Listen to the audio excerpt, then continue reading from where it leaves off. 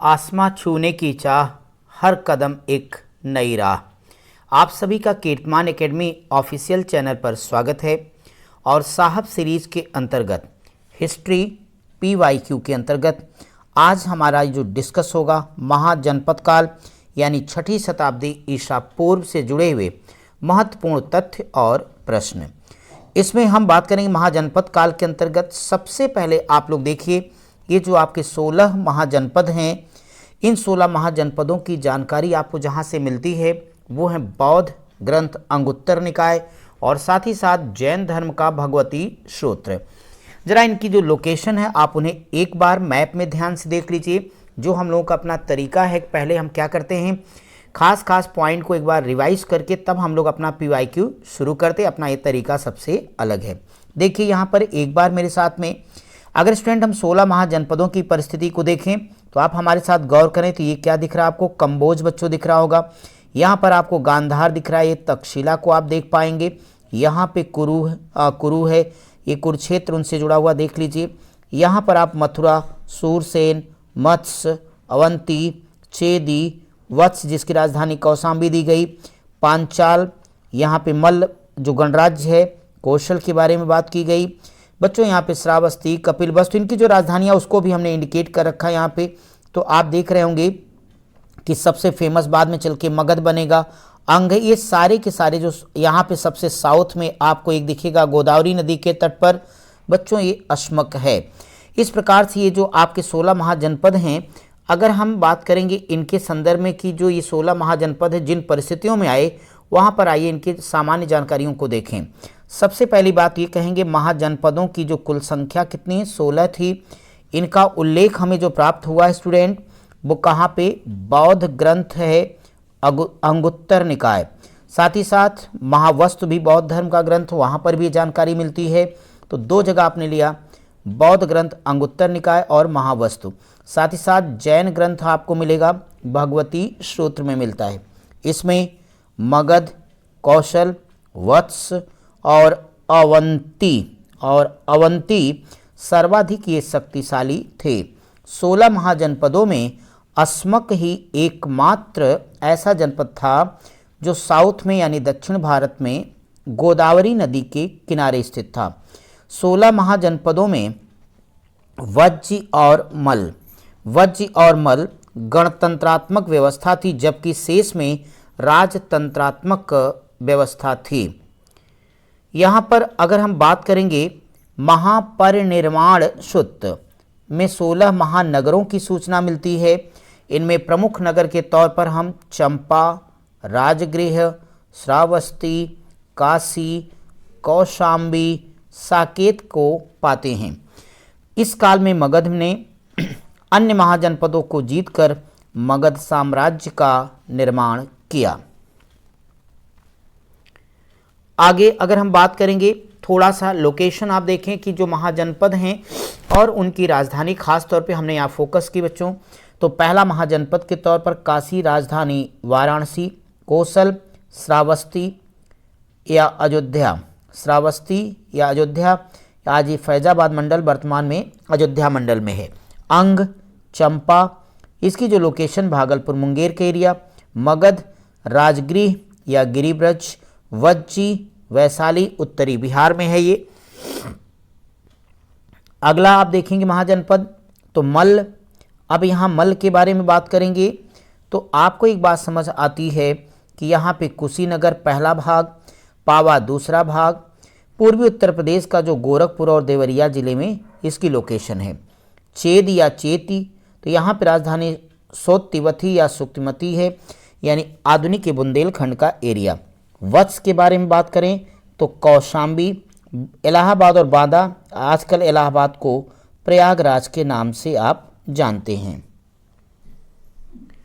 अगला महाजनपद हमारे सामने है और ये महाजनपद स्टूडेंट है पांचाल 2 हिस्सों में विभाजित था। उत्तरी पांचाल राजधानी अहिछत्र और दक्षिणी पांचाल की जो राजधानी थी वह काम्पिल्य। मत्स्य महाजनपद के बारे में बात करें तो इसकी राजधानी है विराटनगर। अगला है सूरसेन महाजनपद, राजधानी है मथुरा, आधुनिक ब्रजमंडल का एरिया। अब अगर हम आपसे अगले महाजनपद के बारे में बताएं तो अस्मक है, और अस्मक की राजधानी पोटन या पोटल है। ये दक्षिण भारत में एकमात्र महाजनपद स्थित था गोदावरी नदी के तट पर, पीछे हम जिक्र कर चुके हैं। अवंती, तो अवंती जो आपका है ये उत्तरी उज्जैनी और दक्षिणी माहिष्मती तक्षशिला का जो एरिया है, यानी यहाँ पर इनकी जो अवंती दो राजधानियाँ बच्चों हैं, उत्तरी हिस्से की उज्जैनी है और दक्षिणी हिस्से की राजधानी क्या है, माहिष्मती है। गांधार की राजधानी तक्षशिला है। कंबोज राजपुर या हाटक है। कुरु की राजधानी इंद्रप्रस्थ है, जिसका संबंध हम महाभारत काल से जोड़कर देखते हैं। 16 महाजनपदों के राज्य और राजधानी तथा उनकी स्थिति को जानने के बाद में कुछ महत्वपूर्ण बातें बता दूं आपको। यहाँ पर नोट खास तौर पे देखें, नालंदा विश्वविद्यालय का नाम आपने सुना है, यह प्राचीनतम विश्वविद्यालयों में से एक है और इसकी स्थापना गुप्त वंश के शासक कुमार गुप्त ने की थी। विश्व का सबसे प्राचीन वैभवशाली महानगर पाटलिपुत्र है, जो कि 221 बीसी का। आगे आपको एक चीज बताऊं कि राजतंत्र और गणतंत्र में क्या अंतर है, जरा आप इसे भी समझ लीजिए, फिर हम पीवाईक्यू को शुरू करेंगे। राजतंत्र में एकमात्र शासक कृषकों से वसूले गए राजस्व का अधिकारी होता था, लेकिन गणतंत्र में राजस्व पर प्रत्येक कबीलाई कुलीन का अधिकार होता था, जिसे राजा कहते थे। प्रत्येक राजतंत्र में शासक के पास एक नियमित व्यावसायिक सेना होती थी। गणतंत्र शासन में प्रत्येक राजा अपने सेनापति के अधीन सेना का प्रबंध करने के लिए स्वतंत्र था। राजतंत्र में ब्राह्मण प्रभावशाली थे, लेकिन प्रारंभिक गणतंत्र में इनके लिए कोई स्थान नहीं था। गणतंत्र व्यवस्था में कुलीनों की समिति के अंतर्गत कार्य किया जाता था, जबकि राजतंत्र में निर्णय प्रक्रिया केवल एकमात्र शासक तक ही सीमित थी। आइए अब हम प्रमुख वंश, उनके राजा का नाम और शासन काल के बारे में आपको बताएं। यहाँ पे सबसे पहला जो आएगा महत्वपूर्ण वंश हरियंक वंश, जिसका काल 544 से 412 बीसी है। यहाँ प्रमुख शासक के तौर पर देखें बिंबिसार, अजातशत्रु, उदयन और उसके उत्तराधिकारी आते हैं। अगला वंश आएगा शिशुनाग वंश आएगा।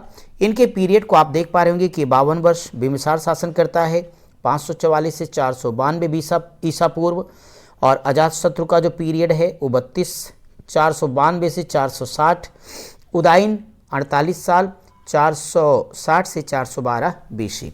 शिशुनाग वंश, यहाँ पर जो शासक आपको मिलेगा इनका पीरियड 412 से लेकर 344 बीसी है।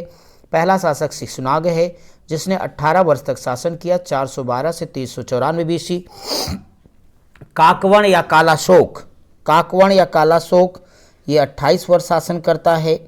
इसके बाद में अगला होगा काकवण, और उसके 10 पुत्रों ने शासन सत्ता का संचालन किया। संक्षेप में चीज़ों को आप जानिए। अगला जो वंश है बच्चों वो है नंद वंश। नंद वंश का 344 से 323 ईसा पूर्व तक इनकी शासन सत्ता रहती है। संस्थापक कौन है? महापद्म नंद है और उसके 8 पुत्र हैं। कुल मिला के 21 साल इनकी सत्ता रह रही है। और आगे आपको गौर से ये समझना पड़ेगा कि अब हम पीवाईक्यू के क्वेश्चंस आपके लिए लेकर के आ चुके हैं स्टूडेंट। तो इतनी बेसिक बातें जब हम लोग अपनी क्लास करेंगे संगम बैच, तो वहाँ पर आपको डिटेल में एक एक बात समझाएंगे। ये रहा आपके सामने पहला सवाल। अब आप हमारे साथ फटाफट क्वेश्चन का आंसर करते चलिए। और आज का सेशन बहुत ही शानदार, आप सबको बहुत मजा आएगा आज के सेशन में। देखिए पहला सवाल कहता है भारत के प्राचीनतम सिक्के तांबे के थे, सोने के, रांगा के, चांदी के। तो आप इसमें बिना हिचक आंसर करेंगे डी, चांदी के हुआ करते थे।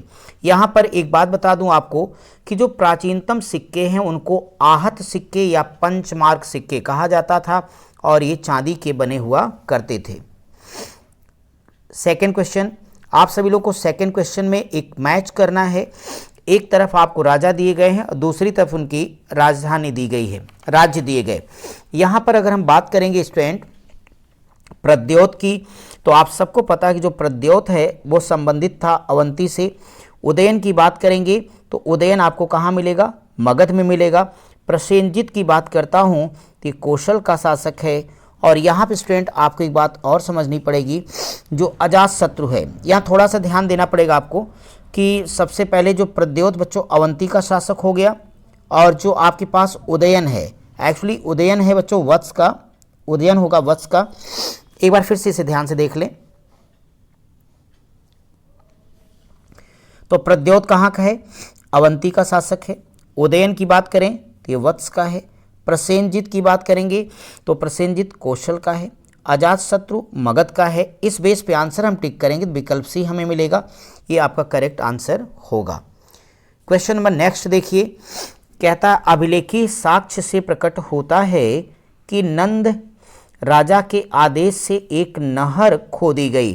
स्टूडेंट इसका करेक्ट आंसर अंग में, बंग में, कलिंग में, मगध में, तो आप कहेंगे ऑप्शन सी राइट होगा, कलिंग में होगा। और ये जानकारी हमें खारबेल के हाथी गुफा अभिलेख से मिलती बच्चों। आइए नेक्स्ट क्वेश्चन पे डिस्कस करें। उज्जैन का प्राचीन काल में नाम क्या था? तो यहाँ पर जान लीजिए कि उज्जैन का जो प्राचीन काल में नाम है वो था अवंतिका। क्या नाम था?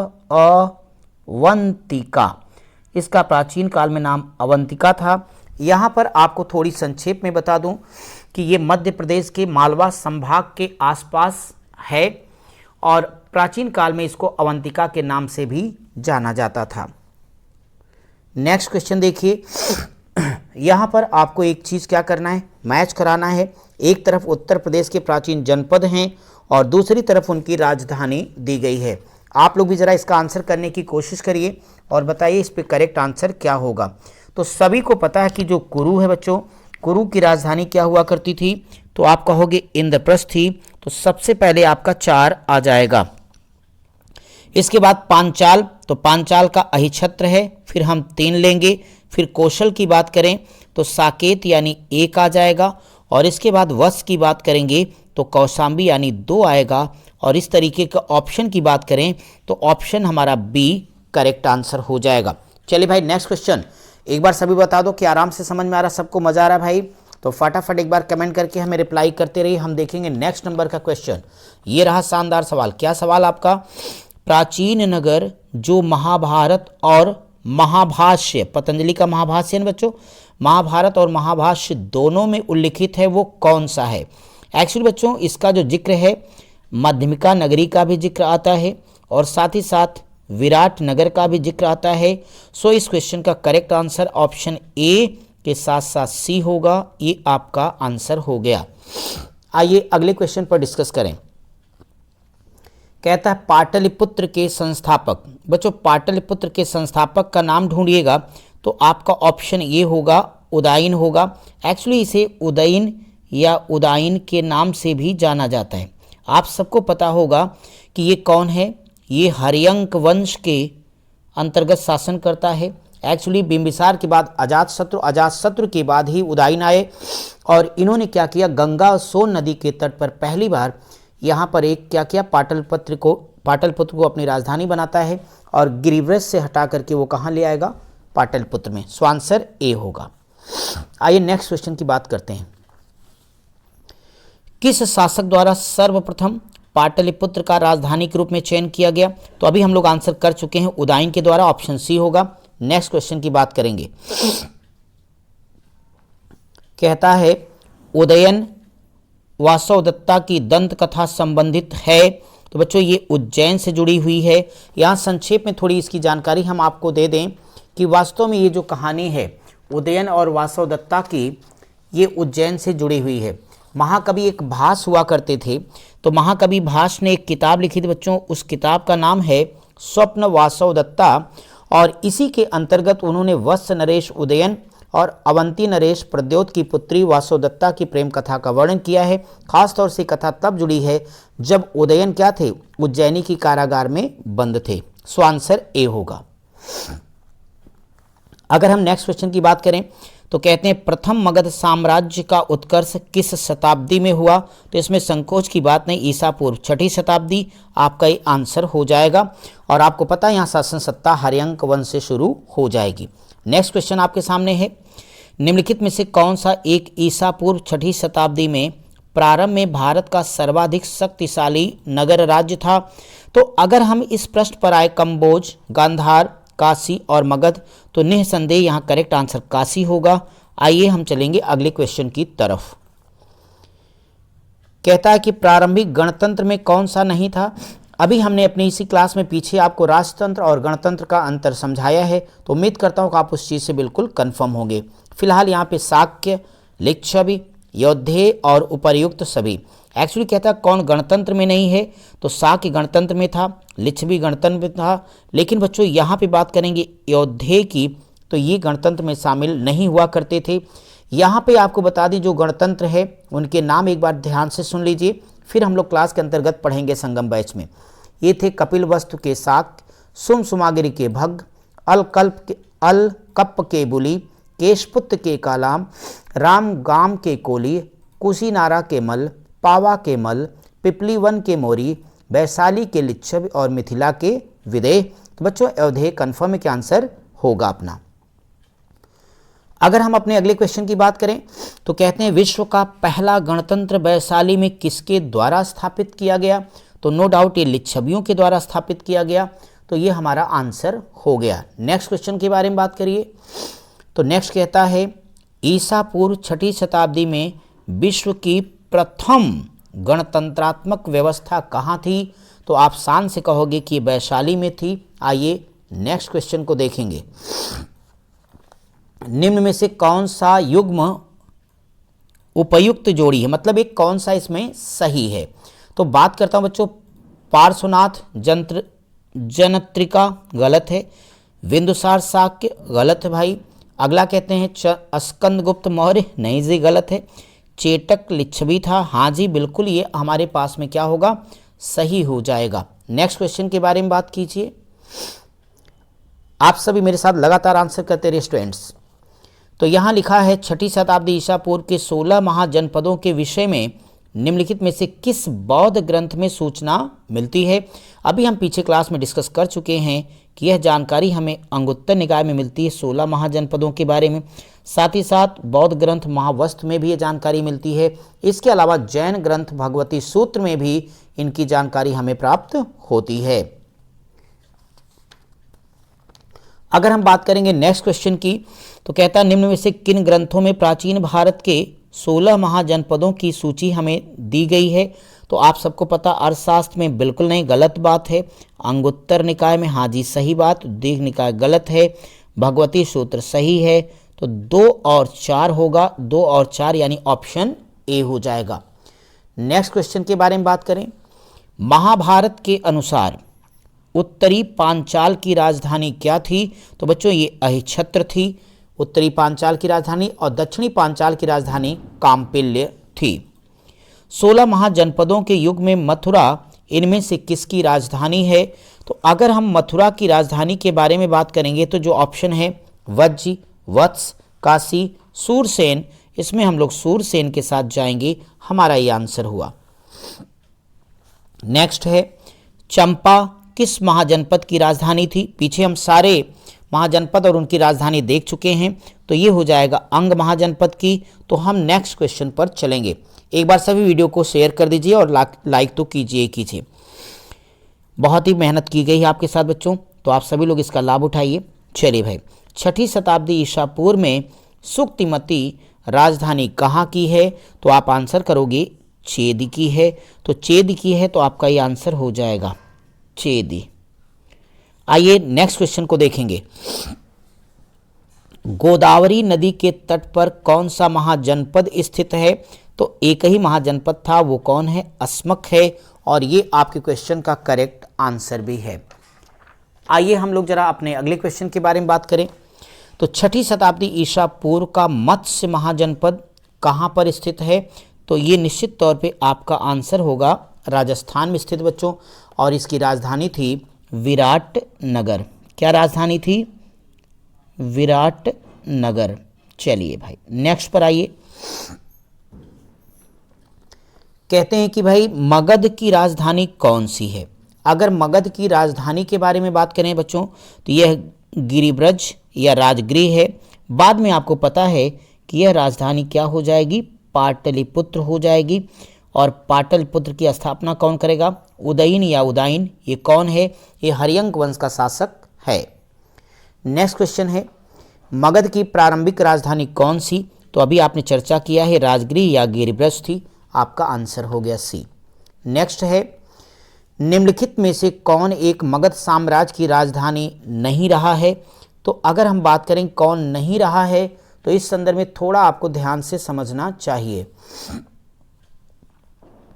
तो आपको ये पता चल जाएगा कि इसमें कहता है प्राचीन श्रावस्ती नगर विन्यास किस आकृति का है। एक्चुअली बच्चों प्रश्न ये है कि वो तो कौन सी राजधानी नहीं रहा, तो अगर ऑप्शन हमारे पास होता है गिरिब्रज है, राजगृह है, पाटलिपुत्र है, कौशाम्बी, तो आप कहते हैं कौशाम्बी क्योंकि वत्स की थी। एक्चुअली आपका जो प्रश्न है वो ये है कि प्राचीन श्रावस्ती नगर विन्यास किस आकृति का है। तो बच्चों ये है अर्धचंद्राकार। आपका आंसर हो गया।